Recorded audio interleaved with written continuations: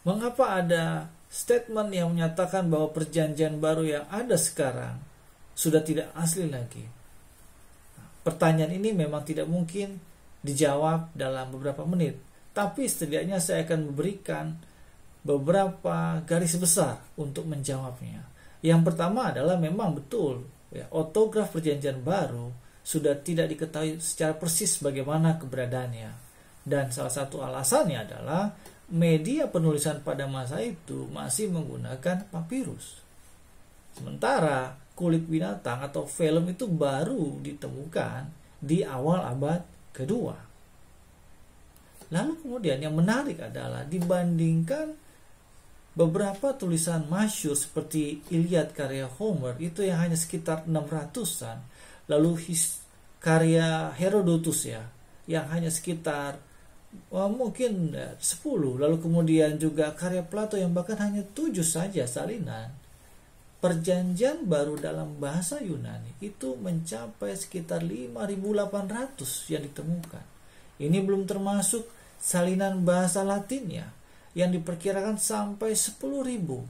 Belum termasuk dengan Syria dengan 4 dialeknya. Lalu masih ada lagi Arab, Koptik, dan ada begitu banyak bahasa kuno yang merupakan salinan-salinan dari perjanjian baru bahasa Yunani. Ya.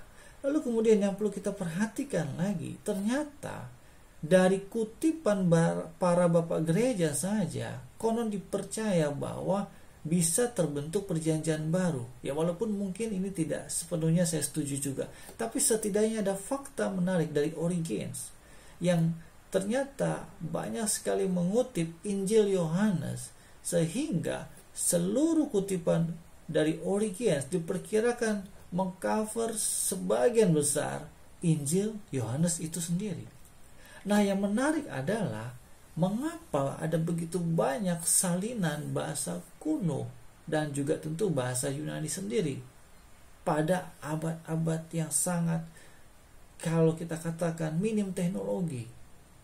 Tentu secara biblis ini tertulis di Amanah Agung. Kalau kita perhatikan di Matius 28 persisnya di 19 ya, ayat 19 tertulis poreo ententes on Mateo te sate pantata etne. Ya. Perhatikan kata pantata etne. Yang secara harfiah panta itu berarti satu kata sifat yang berarti seluruh. Sementara ta etne artikel dan nomina, etne itu merupakan bangsa-bangsa ya, yang sifatnya plural pada seluruh bangsa-bangsa. Pertanyaannya adalah instrumen apa yang dapat mengakses begitu banyak bangsa? Bahasa.